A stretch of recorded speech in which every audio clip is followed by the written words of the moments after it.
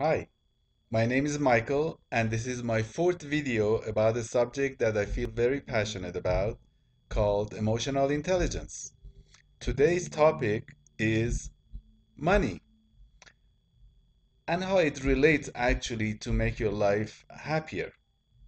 Now, many people say having money doesn't bring happiness. Well, I hear that mostly from the people who do have money. And the reason they say that, just like the example I gave you in my first session, zucchini and cucumber, they might have done a lot of things in their life that is right, but somehow they have gone wrong. So therefore, if you don't do everything correctly, that's what you will say. You will say that, well, this is not the reason, that is not the reason. So let me relate money to knife because money is a double-edged sword. And how it relates to knife is if you have a knife and you use it the correct way to make your task easier, for example, cutting something that you want to cut, then it's a useful tool. However, if you use it wrongly, you can cut your hand and you can annoy other people around you. They will try to stay away from you if you point a knife at them, for example. But money is the same way. You can help to bring the people around you closer to you, or the same way you can point out the money or the knife, they will distance themselves from you. So keep that in mind. People who don't have money, they need to take a good look at their life and see why they don't have money. Um, I believe one of the main reason or the first step that they should look at, first place, is their sleep. Now you might say again, sleep, what that has to do with money? But it has a lot to do with it because everything in life is in a circle, in a series of events that can help someone to be successful in what they want to do or not. And money related to sleep. And I'm going to give you an example how. Most people in America, I believe they sleep 5 to 6 hours. And they think that's enough. I believe they're stealing from themselves. Yes, they're stealing their sleep from themselves. And they don't realize what's happening to their body and mind. And they think like, okay, so what? I didn't get 8 hours of sleep. But my opinion, and it's my personal opinion, you need an average of 8 hours. Now, not everybody needs 8 hours. But let me ask you a question. Do you get up with an alarm or do you get up naturally?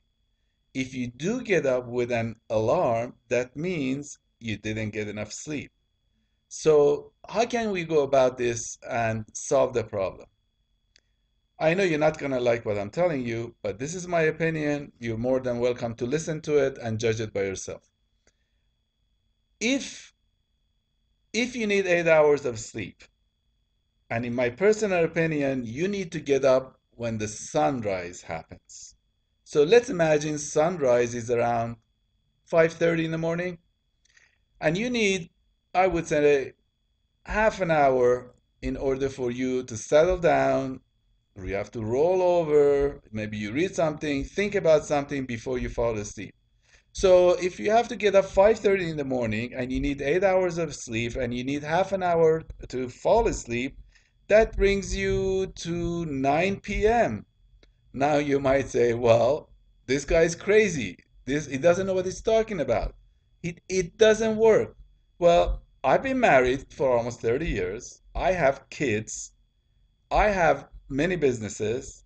I have businesses overseas which I travel to, and I'm telling you, if you make it your business, whether you're single or married together, and try to fall asleep around 9 o'clock, I'm going to tell you what will happen.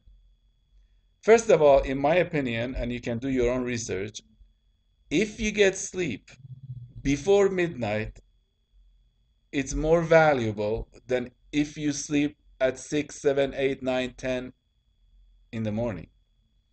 So I believe you get a better rest. And if you do get 8 hours or whatever you need, that you need to get up naturally, then you have well rested. Now, so if you get up, let's say around 5:30 in the morning, then you have a chance to take 5 minutes to half an hour, depending on how much you practice and what you like, and just sit down quietly and meditate. Empty your mind, begin your day, and meditate. After you do meditate, the best thing you can do is for that day to get a piece of paper and write everything that you would like to achieve that day.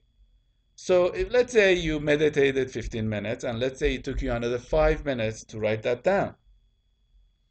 Then I know, especially in America, there are many people who are overweight or obese or not healthy.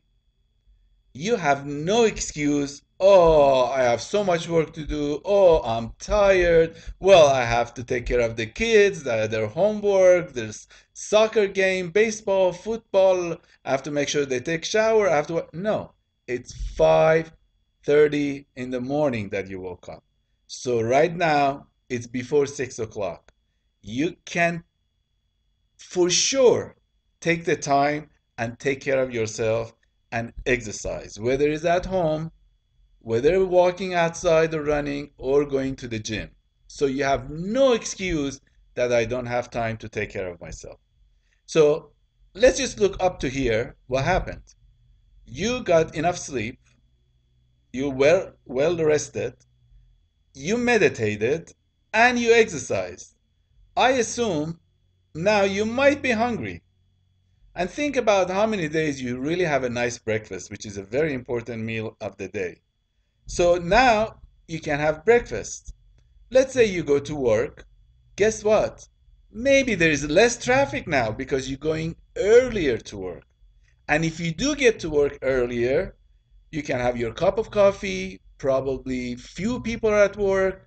You can take the time and do the things without any interruption and get ahead in your workload. And if it just happens that other coworker walk in or your boss walks in or manager, they see, wow, this guy already is in and you're never going to be late because you were early, so you're not under pressure. You're not staying behind the traffic that you usually do, and you can get some work done. So there are a lot of benefits to sleeping early and getting up early. Believe me, try it for a month or whatever you can, gradually get to sleep at 9 p.m. and see what happens. And look at whatever you're doing between 9 p.m. to the time you fall asleep. Maybe you're watching TV. Maybe you're taking care of your kids. I think they should be sleeping after 9. Or you're doing things that you're tired, you don't have time to exercise, you don't feel like meditating, you don't feel like making phone calls, catching up with work, or doing anything because you're exhausted. Your mind is too busy. So there are many, many benefits as far as getting up early in the morning and sleeping early at night. Now, you may have some appliances at home, let's say flashlight, radio, or your car battery. You see how they perform when they're running out of battery? That's how your body and mind is. So there is no way you can be on your optimum performance if you don't get well rested and you don't get enough exercise and take care of yourself. So that's very important. Now, the other benefits that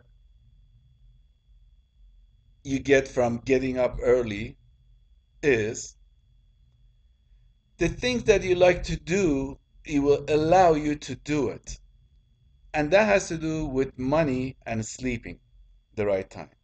So if you have enough money, then you're able to buy the things you want to buy, do the things that you like to do, and if you have a dream or goal, then you have less pressure achieving them because you're financially independent. Okay. In my next segment, I will try to explain to you how you can improve your life, the way you live, the way you think, in order to have more money. So until then, be well. I'll talk to you soon.